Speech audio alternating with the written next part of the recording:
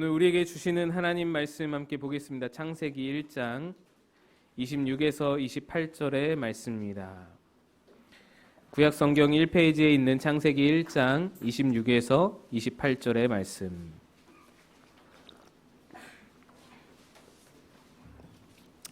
우리 한 절씩 교독하겠습니다. 하나님이 이르시되 우리의 형상을 따라 우리의 모양대로 우리가 사람을 만들고 그들로 바다의 물고기와 하늘의 새와 가축과 온 땅과 땅에 기는 모든 것을 다스리게 하자 하시고,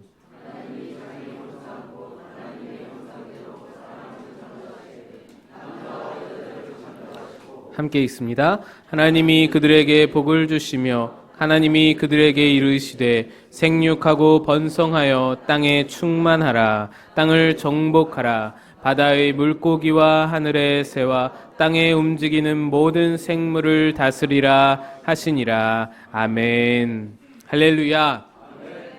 2020년이 시작된 지 열흘이 넘게 지나가고 있습니다. 2020년이 밝아오면서 여러분들 계획하시고 결단하시고 결심하신 것들이 하나하나 차곡차곡 실행에 옮기시고 또 이루어지는 한 해 되시기를 간절히 축원합니다. 2020년이 밝아오면서 갑자기 회자되기 시작한 30년 전의 애니메이션이 있습니다. 제가 그림을 한번 가져왔는데요. 바로 이 애니메이션입니다. 한번 띄워주세요. 네, 2020 우주의 원더키디라는 애니메이션입니다. 뭐 보신 기억이 있으실지 모르겠는데 89년, 90년 그때 방영되었던 그런 애니메이션입니다.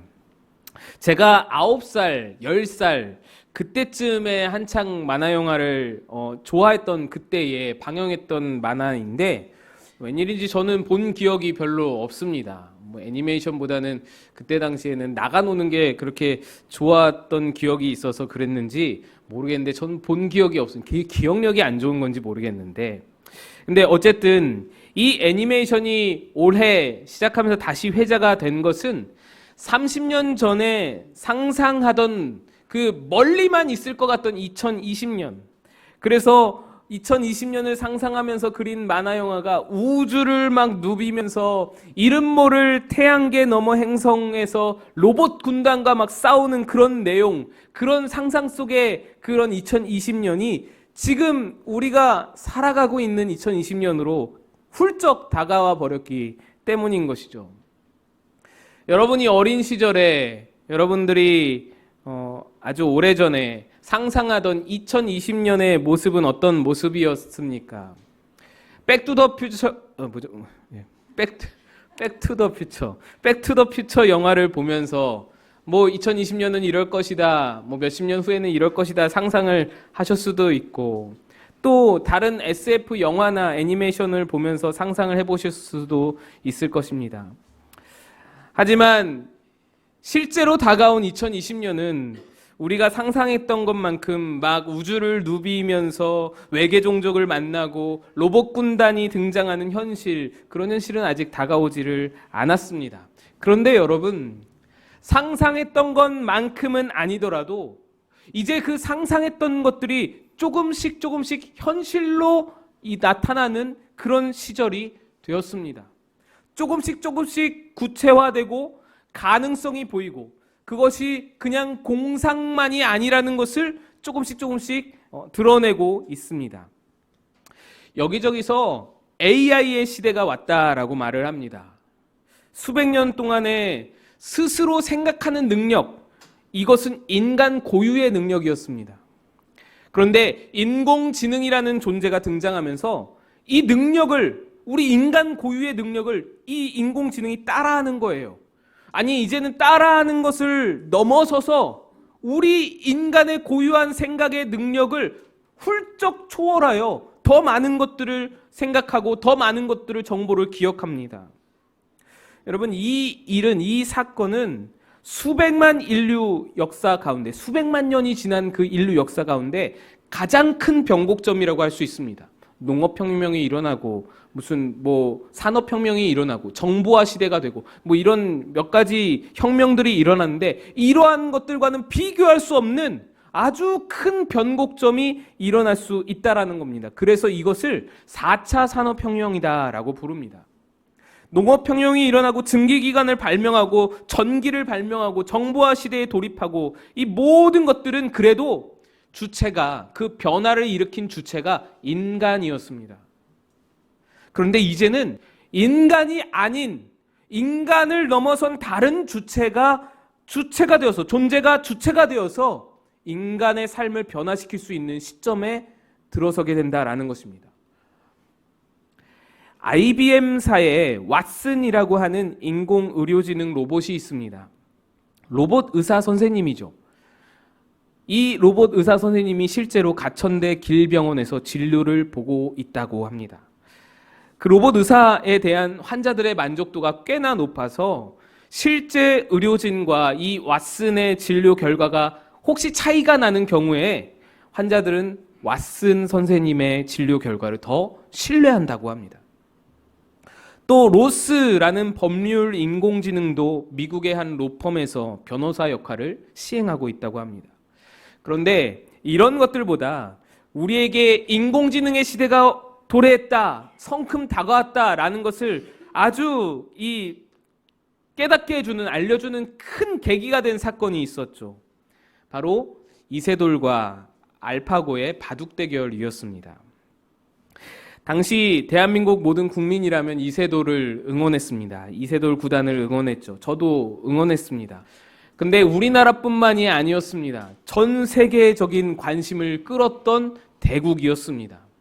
인공지능 대 인간, 이 얼마나 흥미로운 일인가요? 한국 대 일본이 스포츠 대결을 하면 한국 안에서도 여러 갈래로 갈라져 있던, 분열되어 있던 국민들이 똘똘 하나로 뭉쳐서 응원을 하듯이 인간 대 AI, 인간 대 인공지능의 대결 앞에서 세계 각국에 분열되어 있던, 나눠져 있던 인류가 이세돌을 응원한 것입니다. 인간 이겨라 라는 것이죠. 처음에는 설마 지겠나 싶었습니다. 체스나 장기는 몰라도 바둑은 어림없다라는 의견이 지배적이었습니다. 저는 바둑을 둘 줄 모릅니다. 저도 둘 줄 모르는 바둑을 인공지능이 배워서 그 단기간에 이 세계 최강이라는 이세돌, 또 커제, 이런 사람들을 꺾을 수 있을까? 이거는 불가능하다라는 의견이 지배적이었습니다. 그런데 알파고와 이세돌 구단이 마주 앉았는데 이세돌 구단이 자꾸만 머리를 긁적입니다. 불안해지기 시작했죠. 결과는 3패 뒤에 1승, 그리고 다시 패배였습니다. 3번을 내리지고 마침내 승리를 거뒀지만 또다시 마지막 대국에서 패배했습니다.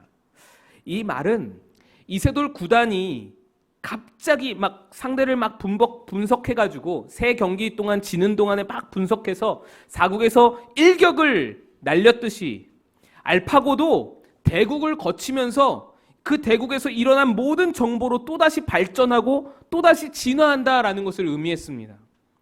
그렇게 알파고는 이세돌을 거치면서 더욱 더 발전하고 진화하여서 세계 1위라고 하는 커제에게 3전 전승을 거뒀습니다. 그 뒤로 알파고는 68승 1패라는 전적으로 바둑계를 은퇴를 선언했습니다. 이세돌이 유일하게 패를 안겼던 인간이 된 것이죠. 이세돌 구단이 모든 대국을 마치고 이렇게 말했습니다. 이세돌의 패배이지 인간의 패배는 아니다. 이렇게 위로를 건넸습니다. 그런데 그 위로는 별로 우리에게 와닿지를 못했습니다. 당시 수많은 기사들이 인간이 패배했다. 만물의 영장인 인간을 인공지능이 이겼다. 인간의 존엄이 무너졌다. 이것과 같은 아주 자극적인 제목을 가지고 기사들을 쏟아냈습니다. 그런데 여러분, 정말 그렇습니까? 그렇게 따지면 사실 인간은 이미 오래전부터 기계에게 패배해 왔습니다.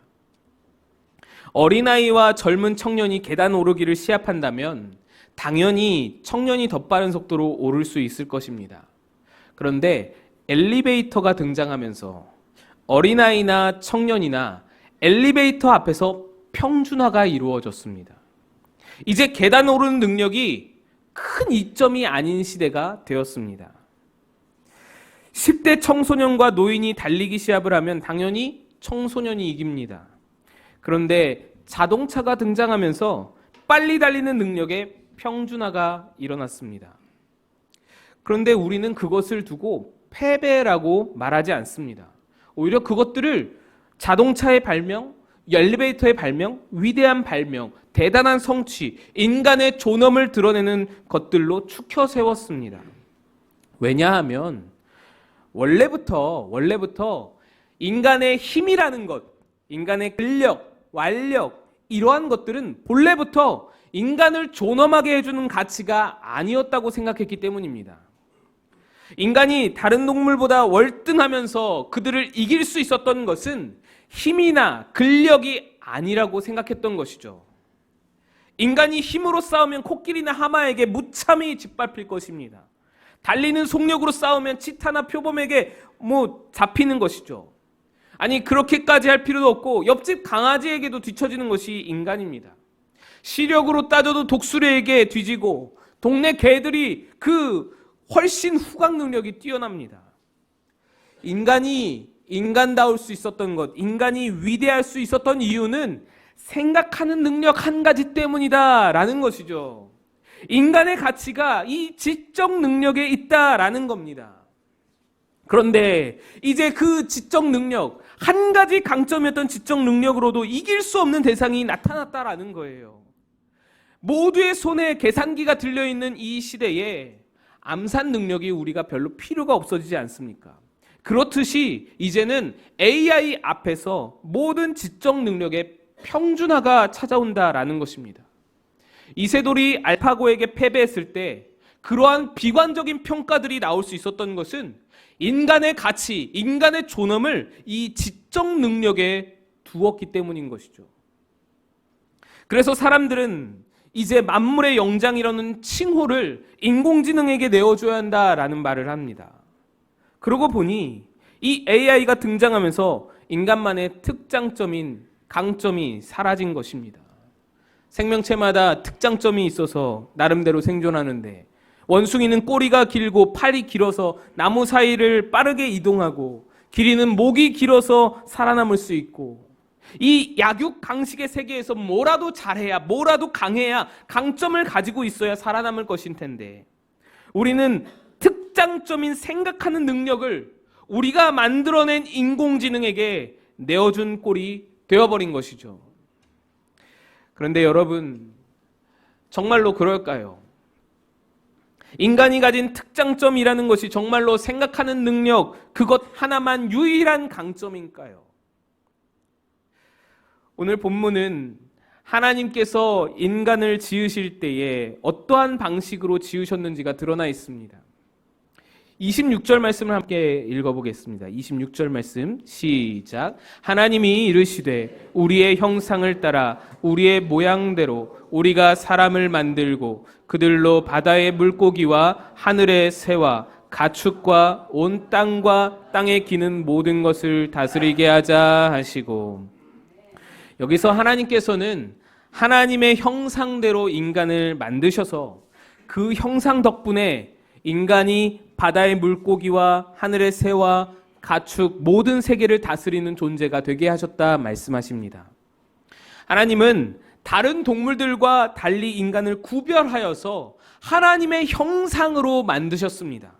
그리고 그 형상으로 말미암아 인간은 다른 동물들과 구별되었고 다른 동물들을 다스리는 존재가 될 수 있었습니다. 즉 하나님의 형상으로 말미암아 만물의 영장이 되게 하신 것이죠. 그런데 그러면 이 하나님의 형상이라는 것이 과연 무엇인가?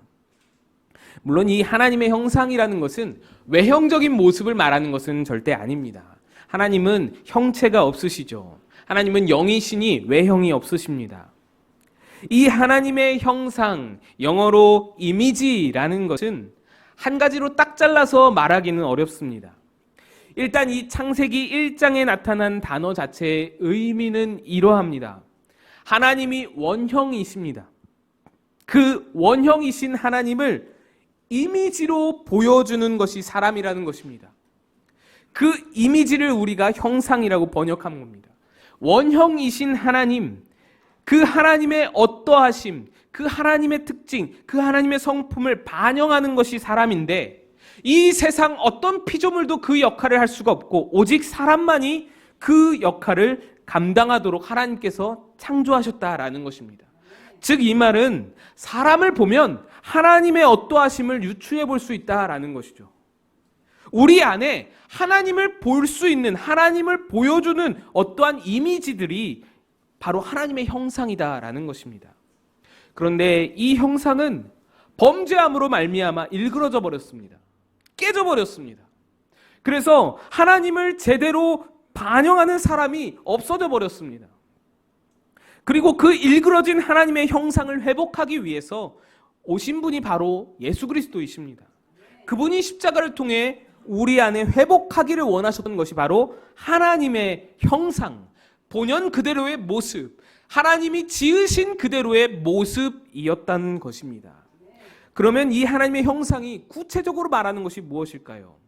어떤 사람은 지, 정, 의, 인격이다라고 말하기도 하고요. 어떤 사람은 또 의로움이다, 그리스도 안에서의 의로움, 거룩함, 이런 것들이 하나님의 형상이다 말합니다. 맞는 말입니다. 그러나 오늘 여러분과 나누기를 원하는 대표적인 하나님의 형상은 예수님의 사역과 가르침에서 우리가 엿볼 수 있습니다. 예수님은 우리의 일그러진 하나님의 형상을 회복하실 목적을 가지고 이 땅에 오셨습니다. 그가 십자가를 지심으로써 우리 안에 회복된 것이 있다면 그것이 바로 하나님의 형상입니다. 또 예수님이 우리를 3년 동안 공생의 기간 동안 가르쳐 주시면서 그 가르침으로 우리 안에 회복되는 것이 있다면 그것이 바로 하나님의 형상이라는 것입니다. 그러니까 십자가를 통해 회복된 것이 무엇이냐? 예수님의 가르침을 통해서 우리가 회복되기를 원하시는 것이 무엇이냐? 이걸 살펴보면 우리 안에 담겨진 하나님의 형상을 파악할 수 있는 것입니다. 십자가로 회복하신 것이 무엇입니까? 하나님과의 관계입니다. 거룩을 회복하시고 죄악의 문제를 해결하시고 우리를 하나님 앞에 의로운 자로 세우셨습니다. 이것은 영성의 문제이죠. 그러니까 하나님의 형상이라는 것은 첫 번째로 영성이라 말할 수 있습니다. 영적인 존재라는 것이죠. 다른 동물들은, 다른 짐승들은 가지고 있지 않은 영적인 존재, 이것이 바로 하나님의 형상이라는 것입니다. 그래서 우리는 영혼으로 하나님과 교통할 수 있고 영혼으로 하나님과 교제할 수 있고 또한 영적인 존재이기 때문에 하나님께 꼴을 먹지 않으면 죽어버리는, 영혼이 죽어버리는 그런 존재로 우리를 만드셨다라는 이야기입니다. 또 두 번째로 하나님의 형상으로 될 수 있는 것은 3년 내내 우리에게 가르쳐 주신 예수님의 가르침, 그것에서 힌트를 찾아볼 수 있는데 그 중에서도 예수님의 세계명에서 가장 큰 그 예수님께서 우리에게 가르치고자 하셨던 것을 우리가 찾아볼 수 있습니다. 요한복음 13장 34절입니다. 우리 같이 한번 읽어보겠습니다. 시작. 새 계명을 너희에게 주노니 서로 사랑하라. 내가 너희를 사랑한 것 같이 너희도 서로 사랑하라. 예수님이 우리에게 주신 새로운 계명, 그것이 서로 사랑하라라는 것입니다. 사랑하라라는 계명은 본래 구약에도 있었습니다. 이웃을 사랑하라는 계명은 원래부터 있었습니다. 그런데 예수님은 왜 새 계명이다라고 말씀을 하시는가? 구약의 사랑하라라는 계명은 그저 명령이었습니다. 사랑해라. 그런데 신약에 와서 예수님께서 새롭게 명령하시는 명령에는 그냥 명령이 아니라 표본, 모델이 있습니다. 뭐라고 말씀하시나요? 내가 너희를 사랑한 것 같이 너희도 서로 사랑하라. 모델이 있는 것입니다. 내가 십자가로 너희에게 이 사랑을 보여줄 테니 너희도 이것을 본받아서 서로 사랑해라. 그래서 모델이 있기에, 표본이 있기에 새 계명이 될 수 있었습니다. 바로 이것이 우리가 잃어버린, 그래서 예수님께서 우리 안에 회복되기를 원하셨던 하나님의 형상입니다. 영성과 사랑. 영성과 사랑. 사람들은 인간이 만물의 영장이라는 근거로 지적인 능력을 꼽아왔습니다. 그러나 성경은 그렇게 말하지 않습니다. 인간이 만물의 영장이라는 근거는 지적 능력, 뭐 그것도 있을 수 있지만, 포함될 수 있지만, 지적 능력뿐만이 아니라 영성과 사랑이다. 지능이 아닌 영성과 사랑이다. 여러분, 세계를 한번 보세요. 타락한 인간은 하나님의 형상을 잃어버렸습니다. 그래서 수많은 세월을 지적인 능력에만 의존하여서 이 세상을 다스리며 관리해 왔습니다. 그 결과 오늘 우리가 누리고 있는 이 세계, 그 결과로 나타난 모든 악한 것들, 부패한 것들, 환경오염, 대기오염, 미세먼지, 이런 것들을 우리가 그 결과로 고스란히 받아 누리고 있는 것입니다. 이걸 누굴 탓할까요? 누굴 탓할 수 있습니까? 지적 능력을 자랑하면서 그 지적 능력으로 세상을 호령해보고자 했던 타락한 인간의 잘못인 것입니다. 하나님은 분명히 온 세계를 다스리라 명령하시면서 하나님의 형상을 우리에게 주셨습니다. 그 형상으로, 하나님의 형상으로 이 세계를 다스리라 명령하셨는데, 우리는 영성도 거룩도 사랑도 의로움도 하나님의 형상인 존중도 배려도 아무것도 갖지 않은 채 그저 다른 동물보다 뛰어난 지적 능력, 그것만 가지고 타락한 인간의 욕심과 결합하여서 그냥 환경을 다 뭉개버린 것입니다. 대한민국을 대표하는 지성이자 석학이시고 2007년도에 세례를 받고 지성에서 영성으로 라는 책을 내면서 본격적으로 신앙생활을 시작하신 이어령 박사, 대한민국의 대표하는 지성이다라고 칭호가 붙어 있습니다. 그 박사님이 CBS와의 인터뷰에서 이런 말을 하셨습니다. 인공지능 시대에 진짜 종교가 시작된다. 인공지능 시대에 진짜 종교가 시작된다. 놀라운 말이지요. 그러면서 이렇게 말씀합니다.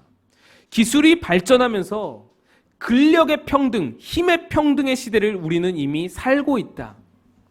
아까 말씀드린 대로 엘리베이터가 오르락내리락 하면서 다리의 힘이, 계단을 오를 때 다리의 힘이 어떤 특별한 능력이 되지 않는다라는 것이죠. 그래서 노인이나 어린이나 똑같이 아파트를 오르내릴 수 있다라는 것입니다.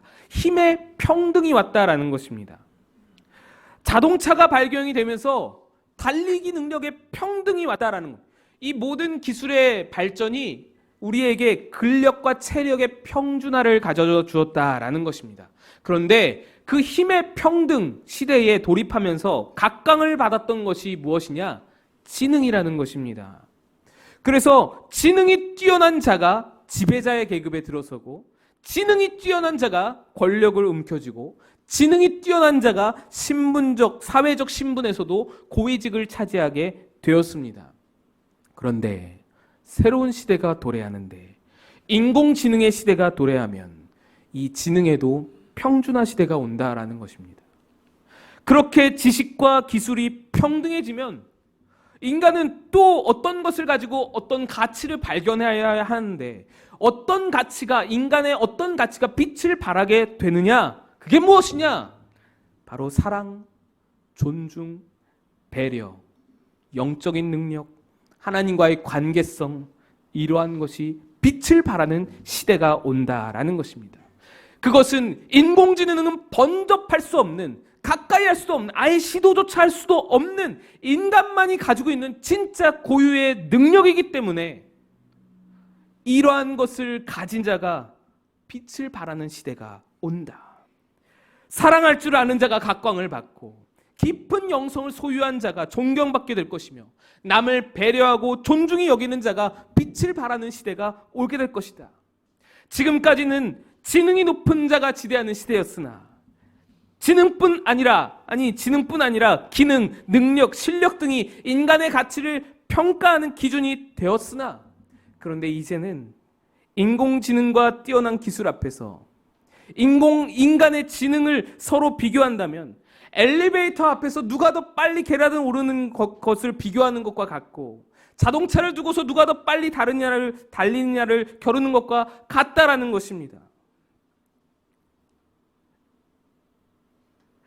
이세돌 구단이 알파고에게 3번 내리 패배했을 때 수많은 비관적인 비판적인 기사들이 막 쏟아져 나왔을 그때에 제가 너무 마음이 아프고 너무 울적해서 그냥 이세돌이 패배한 것만으로 그냥 제가 울적한 것이 아니고 사람들이 참 인간의 어떠한 존엄성을 이렇게 쉽게 그냥 막 말을 할 수 있는가 하는 생각에 너무 마음이 답답해서 2016년이었죠. 제가 그때 어디 좀 긍정적인 이야기 없나 하고 막 인터넷을 찾아다녔습니다.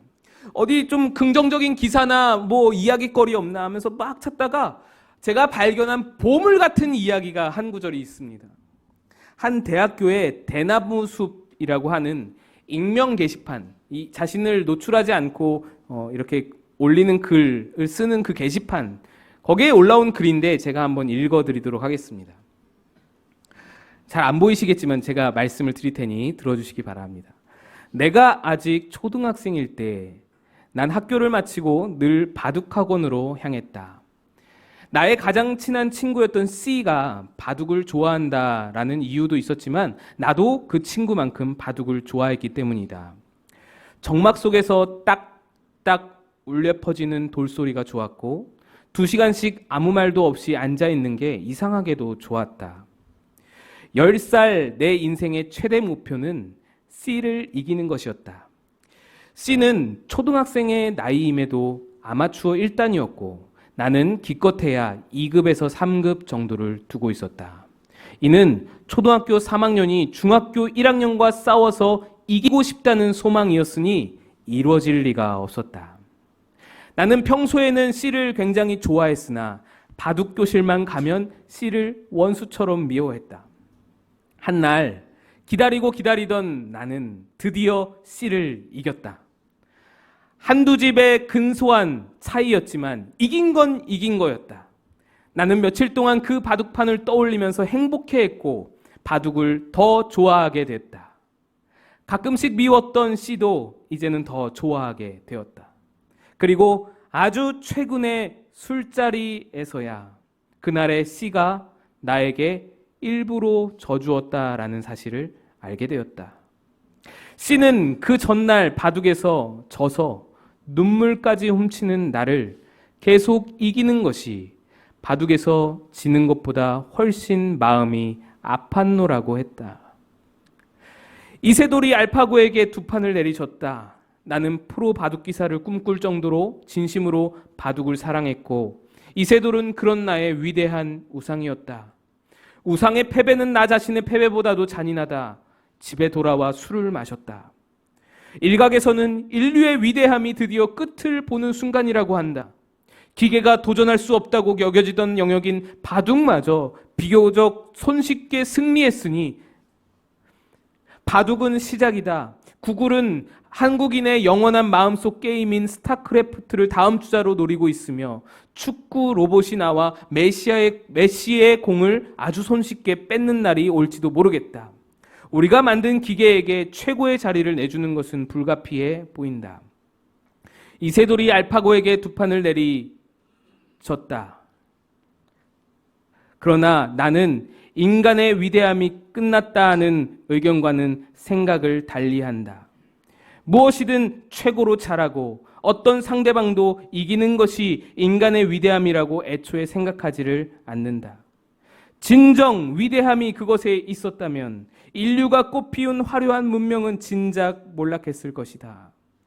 우리 인간이 진짜 위대한 이유는 어떤 조건에서도 상대방을 분석하고 해부하여 비참하게 이길 수 있기 때문이 아니라 친구가 흘리는 눈물을 보고 마음을 바꿔서 슬쩍 져줄 수 있는 존재이기 때문이다. 인공지능 로봇이 우사인 볼트보다 100m를 더 빨리 달릴 수는 있겠지만 옆 레인에 넘어진 친구를 일으켜주기 위해 입력된 값을 포기하고 달리기를 멈추는 일은 없을 것이다. 인류가 인공지능에게 패배했지만 인류는 여전히 위대하다. 비록 나를 포함한 아주 많은 사람들이 잊은 채 살아가는 위대함이지만 말이다. 여러분, 우리도 이 위대함을 잊고 살지는 않는지요? 여전히 사람을 기능으로 평가하고 능력으로 평가하면서 또 남뿐만이 아니라 자기 자신마저도 그렇게 기능과 능력으로, 지적 능력으로, 실력으로 평가하면서 스스로를 가치 있게 또는 스스로를 못나게 여기고 있지는 않았는지요? 하나님은 그것에 우리의 가치를 담아두시지 않았습니다. 하나님이 우리 안에 담아두신 가치는 하나님을 사랑하고 이웃을 사랑할 줄 아는 그 하나님의 형상에 있었습니다. 그것은 어떠한 시대가 오더라도 AI의 시대가 아니라 그보다 훨씬 더 발전한 우주의 시대, 찬란한 미래의 시대가 기술과 과학의 시대로 접어든다 하더라도 결코 포기되어질 수 없는, 결코 없어지지 않을, 잊혀져서는 안 될 인간의 유일한 가치, 인간의 위대한 존엄성이라는 것입니다. 우리는 이것을 지켜야만 합니다. 이것은 교회만이 지킬 수 있습니다. 이어령 박사님이 종교의 시대라고 표현한 것은 바로 이러한 의미입니다. 미래 사회에도 교회만이 희망인 것입니다. 어떤 이는 과학이 발전하고 우주의 시대가 열리면 교회는 할 일이 없다라고 말을 합니다. 심지어 과학은 이제 인간의 최고 난제인 죽음의 문제까지도 풀어내려고 시도하고 있습니다. 그래서 여러분, 재밌는 이야기인데 구글의 인공지능 책임자 레이 커스와일은 요즘 하루에 영양제를 배갈씩을 먹는다고 합니다. 배갈. 원래는 2배갈을 먹었는데 약이 좋아져서 배갈로 줄였다고 합니다. 그래서 1년에 약값만 얼마가 드느냐? 11억을 투자한다고 합니다. 이게 왜 그러냐? 과학이 인류에게 영생을 줄 수 있는 시점, 나노 기술이 발전하고 어떤 이 장기들을 교체할 수 있고 이런 어떤 시점, 그래서 영생을 얻을 수 있는 시점까지만 살아내면 영원히 살 수 있다라고 믿는 것이죠. 그 확신으로 영양제를 배갈씩, 이 사람이 그냥 평범한 사람이 아니고 구글의 인공지능 담당자, 책임자입니다. 그러니 이 시대를 바라보고 하루 1년에 11억씩 투자한다라는 것이죠. 그 사람들은 말합니다. 그런 시대가 도래할 것인데 종교가 무의미하다. 종교가 무슨 가치인가? 여러분, 정말로 그렇습니까? 아닙니다. 설령 그런 시대가 온다 하더라도 그는 과학으로 육체의 죽음은 극복할지 몰라도 영적인 죽음, 마음의 죽음, 영원히 그것들은 극복해내지 못하는 것입니다. 만약 그가 그렇게 삶을 연명한다면 육적인 죽음은 극복하지만 영적인 죽음은 극복하지 못한 채 그렇게 삶을 연명하기만 한다면 그건 또 다른 지옥입니다. 어쩌면 그의 소원은 후에 죽고 싶다가 될지도 모를 일인 것입니다. 교회가 정말로 할 일이 없습니까? 아닙니다. 하나님의 형상을 회복하고 또 회복하게 하는 일로 우리는 더욱 바빠질 것입니다. 그것이 만물의 영장으로서 인류에게 부여된 하나님의 의무, 하나님의 미션이기 때문입니다. 여러분, 더 이상 사람을 실력으로, 기능으로, 능력으로 평가하지 않았으면 합니다. 교회에서만큼이라도 우리는 그러한 평가 기준을 내다버려야 합니다. 그러한 가치 판단의 기준으로 오히려 인공지능에게 도태되는 그런 우리의 존재가 될 수밖에 없습니다. 오늘 이 시대, 과학의 시대, 기술의 시대, 우주의 시대, 인공지능의 시대, 2020년에 종교의 역할이 필요 없다고 외치는 그 세상의 어리석은 사람들에게 우리는 보여줄 수 있어야 합니다. 우리는 우리의 일을 해야 합니다. 우리에게 주어진 것을 개발할 수 있어야 합니다. 그것은 처음부터, 아니 태초부터 우리에게 주어졌던 것입니다. 하나님이 처음 우리를 지으실 때 우리의 본연의 모습, 그것을 찾기 위해 부단히 노력해야 하는 것입니다. 그것을 지키기 위해서 우리는 노력하고 힘쓰고 애써야 하는 것입니다. 하나님을 사랑하고 사람을 사랑하는 것, 나를 희생할 줄 알고 나를 헌신하여서 하나님을 드러내고 나를 죽여서 인간을 섬기고 이웃을 섬길 수 있는 것, 내 삶으로 하나님을 드러내어 많은 사람들이 나를 통해 하나님을 보게 하는 것, 하나님의 형상을 반영하는 삶, 하나님을 닮아가는 삶. 여러분, 하나님의 형상을 다 회복하시기를 축복합니다. 이 마지막 때에 하나님의 형상을 가지고 인간의 존엄을 지키며 만물의 영장으로 세상을 다스리는 저와 여러분 다 되시기를 축복합니다. 함께 기도하겠습니다.